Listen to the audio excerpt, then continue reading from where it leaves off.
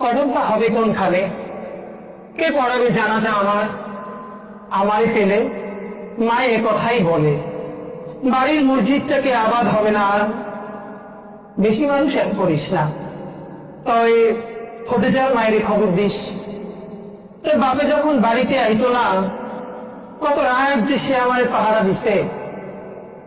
আমার দাফন হয়ে গেলে তুই থাকবি আরো, সবাই যাবার পর পড়তে থাকবি ইয়াসিন আর রহমান, হাত তুলে আল্লাহরে কবি, মায়ের প্রশ্ন সহজ করো হে খোদা দয়াবান। মায়েরা চিরদিন আলিফের মতো থাকে না, মায়েদের দেহেও বার্ধক্য আসে একদিন। কোমরটা নুয়ে পড়ে রূপুর মতন, সুরমায় ছেয়ে যায় চোখের উঠন। মায়েরা অমর নয় এ আমি জানি, মায়ের প্রেসক্রিপশনটা আমার বড় আপন।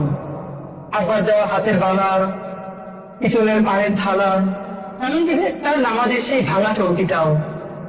হঠাৎ ভাবি, মায়না হয় আমার সাথেই মরল। নিদান কালেও চুমু খাইয়া আমার গলায় ধরল। আমি চাইছি না মায় 100 বছর বাঁচুক, শুধু চাই নুয়ে নুয়ে হলেও মায় তার মাটির চুলায় আর কটা দিন রাঁধুক, পাতির খুঁজে কলিজাটা আমার পাতেই দিক।